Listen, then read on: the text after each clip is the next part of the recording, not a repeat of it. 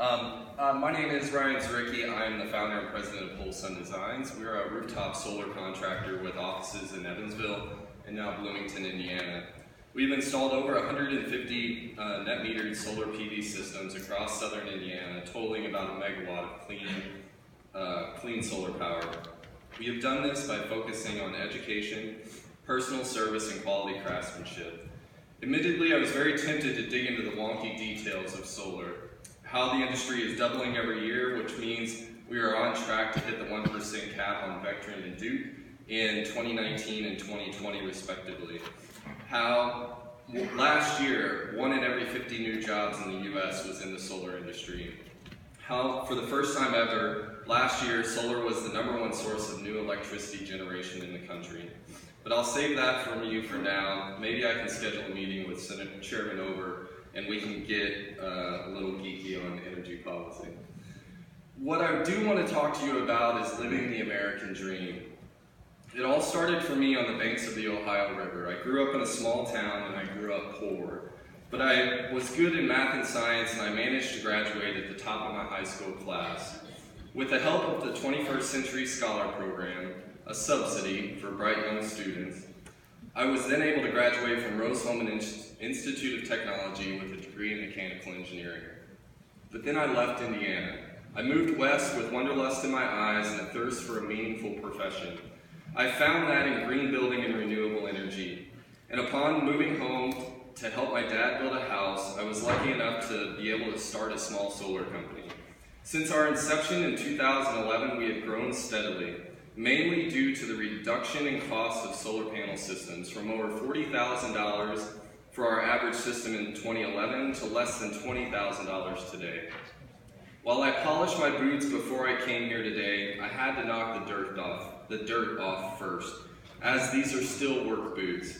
And they're American made, just like the Craftsman wrench we use to install our panels and just like the Solar World panels that we install every day. As our business grows, I've had the opportunity to create jobs in this exciting field.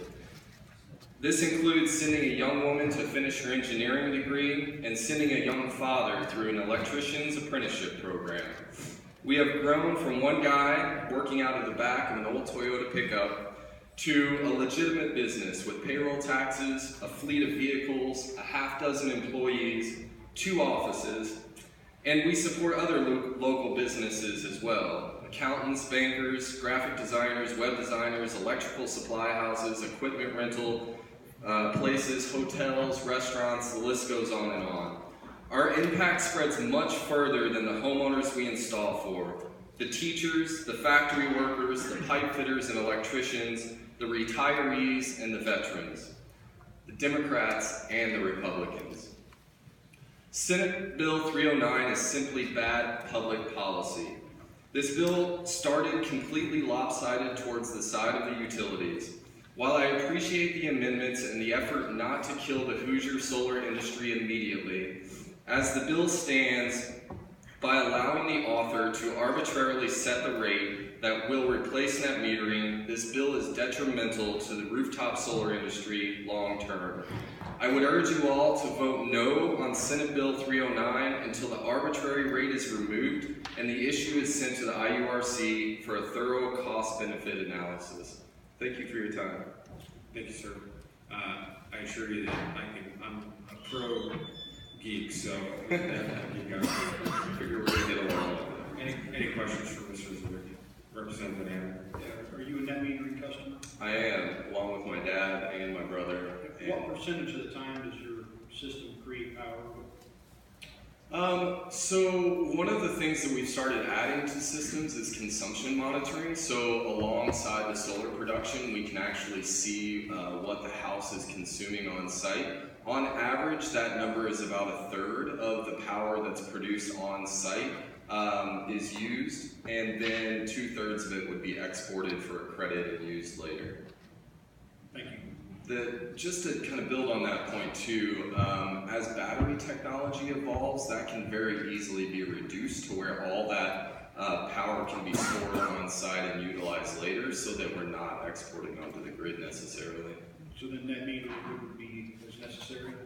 As the technology grows, as the industry grows, I certainly think that we are going to have to move away from something different than net metering. I see Senate Bill 309 moving backwards in that regards and not forward.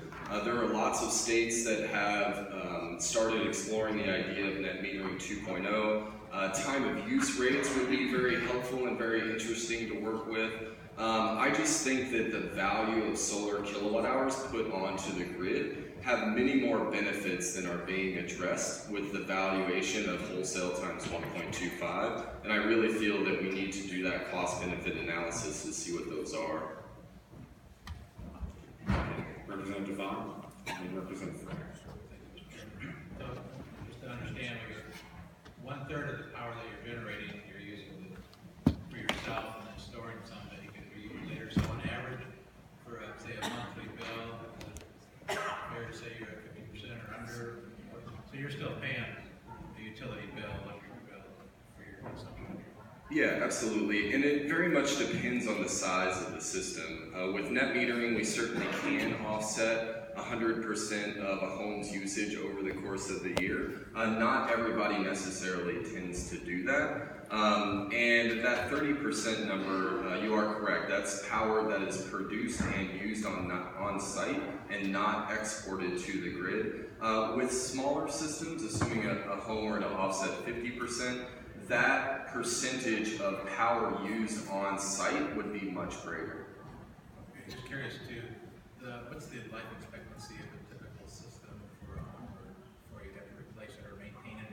I'm assuming there's some maintenance costs as well, or not? Because the only moving part is the meter spinning backwards, the maintenance cost tends to be very minimal.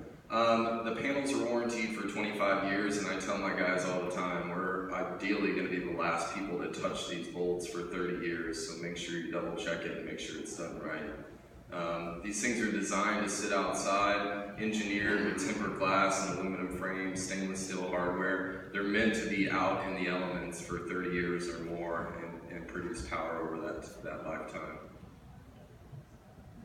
Representative Frank. Yeah, thank you, Mr. Chairman. What part of Southern Indiana are you? I grew up in Rockport, currently live outside of Evansville. Gotcha, Western.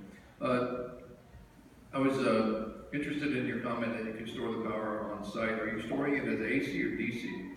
That's a good question. The battery technology is evolving very much. Generally speaking, we're storing in DC batteries. The actual number of systems that we install batteries with is actually very minimal. They are very expensive still, but with the advent of the advancements in manufacturing with lithium ion, it's driving down the cost significantly, just like solar panels. The technology itself hasn't evolved much, but the scale of manufacturing has been ramped up significantly, and that's what's really driving down the cost of both solar panels and batteries. So as the batteries get cheaper, it's going to be a much more affordable option to be able to store that power. So you take it from your solar panel and use an inverter, put it in a battery, and then reverse the process to use it? Yep, you're going to want to join our conversations, aren't you? Thank you. Right, very quick, Representative Van. Thank you, Mr. Chairman. I guess I'm failing to understand, you said you use 1/3 and send 2/3 back to the grid. I mean, isn't net metering supposed to be, more, or is it the solar power more for your own use than, it sounds like it's more of a money-making operation than it is for your own use if you're sending 2/3 of it back? Just to be clear, net meter customers never receive a check from the utility. They still pay a bill every month. My belief is that net metering was meant to be a simple way to put value on those excess kilowatt hours. Essentially, it makes it a retail rate value. It gives it a one-for-one trade. But in order to foster the industry, in order to get the industry on its feet, net metering